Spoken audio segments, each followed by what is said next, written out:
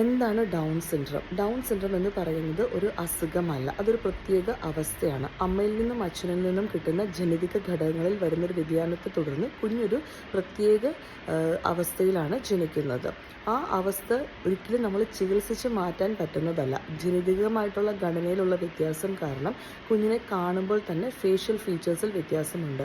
വട്ടമുഖമായിരിക്കും, ചെറിയ കണ്ണുകളായിരിക്കും, flat nasal bridge ആയിരിക്കും, ചെറിയ മൗത്തായിരിക്കും, ചെവിയുടെ കേൾവിക്ക് പ്രശ്നങ്ങളുണ്ടാകും, നെക്കിൽ വെർട്ടിബ്രൽ ബോൺസിന് പ്രശ്നങ്ങൾ ഉണ്ടാവാൻ സാധ്യതയുണ്ട്, ഹൃദയ സംബന്ധമായ പ്രശ്നങ്ങൾ, കുടൽ സംബന്ധമായ പ്രശ്നങ്ങൾ. അത് ഒരു മൾട്ടി സിസ്റ്റം ഇൻവോൾവ്മെൻ്റ് ആണ് വരുന്നത്.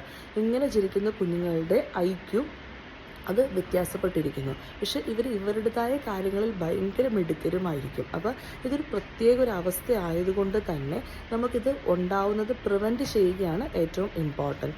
അപ്പോൾ നമ്മൾ ആദ്യത്തെ ഒരു 12 വീക്സിൽ ഫസ്റ്റ് ട്രൈമസ്റ്ററുള്ള സ്കാനുകളിൽ ചില സംശയങ്ങൾ നമുക്ക് ഡോക്ടർ പറയുകയാണെങ്കിൽ അവർ ഡീറ്റെയിൽഡ് ആയിട്ടുള്ള ടെസ്റ്റുകൾ പറയും. അപ്പോൾ ആ ടെസ്റ്റുകൾ പറയുമ്പോൾ ഒരിക്കലും നമ്മളത് വേണ്ടാന്ന് വെക്കാൻ പാടുള്ളതല്ല.